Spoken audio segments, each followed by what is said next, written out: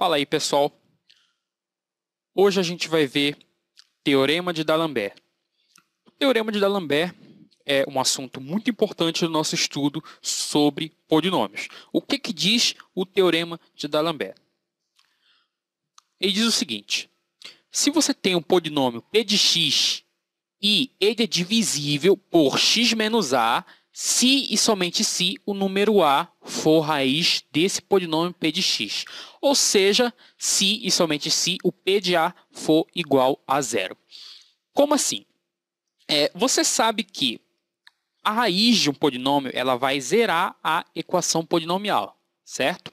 Aí o que a gente diz aqui? O Teorema de D'Alembert diz o seguinte: toda vez que você tiver um polinômio qualquer, certo? Sendo representado aqui por p de x. Toda vez que você tiver um polinômio p de x e ele for divisível por x menos a, ou seja, por um binômio do primeiro grau, ele vai ser divisível se e somente se o número a for raiz desse polinômio p de x. Entenderam? Ou seja, se o p de a vai ser igual a zero. Se você não entendeu, você vai entender já já isso bem aqui. Você sabe que você pode representar a divisão de um polinômio pelo aquele método tradicional da divisão, certo? Você sabe que se você pegar um polinômio p de x e dividir por um binômio, ele vai ter um quociente e o resto, tá legal?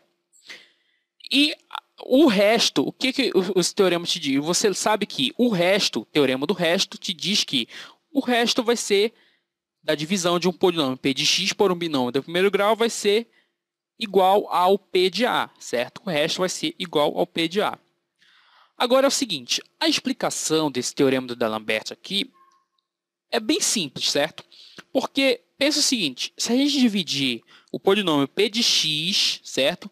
Por x menos a gente já sabe que o resto vai ser igual ao p de a, que foi o que eu acabei de falar, tá legal?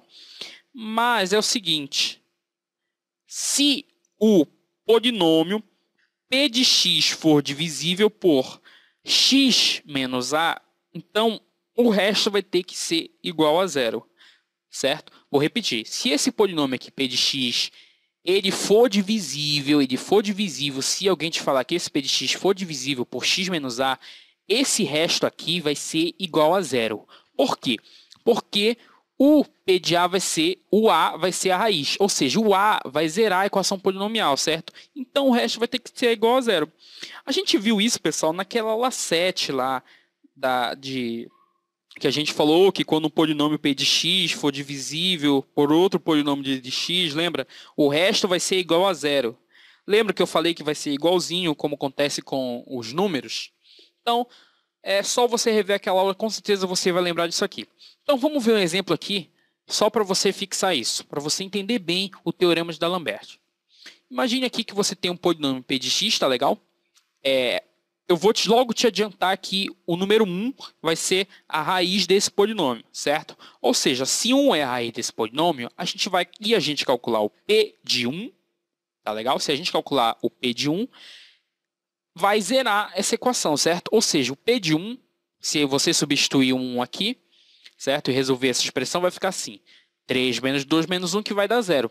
P de 1 vai ser igual a zero. Ou seja, se o 1 é a raiz, o p de 1 vai ser zero. Beleza? Ou seja, se o p de 1 é zero, certo? E 1 é a raiz desse polinômio, então esse polinômio ele vai ser divisível por x menos 1. Entenderam isso? Por que isso acontece? Porque se você pegar esse binômio igualar a zero, certo? E achar o valor dele, certo?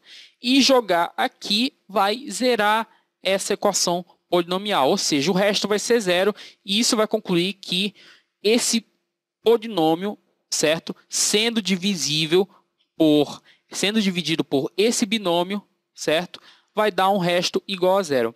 Vocês têm que entender isso. Se você não entendeu, por favor, tente rever, tente entender, certo? Tente perguntar para alguém que saiba, peça ajuda, procure em livros, procure no Google.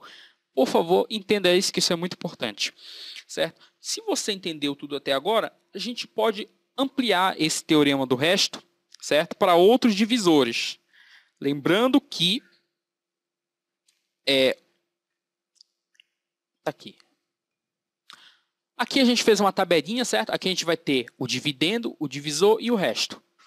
Aqui a gente vai ter um polinômio p de x, só relembrando aqui o teorema do resto. E a gente vai ter um divisor, um binômio, dessa forma aqui, x menos c.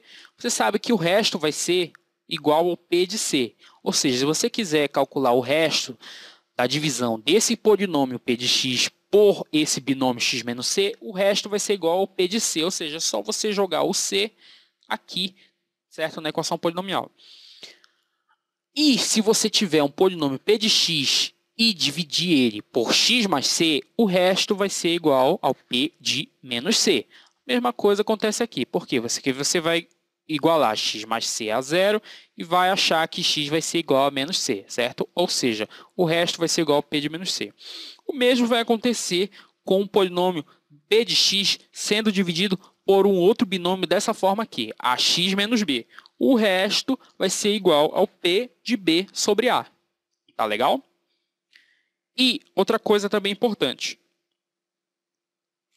Você tem um polinômio p de x e ele for divisível, ou ele for dividido por ax mais b, o resto vai ser igual ao p de menos b sobre a.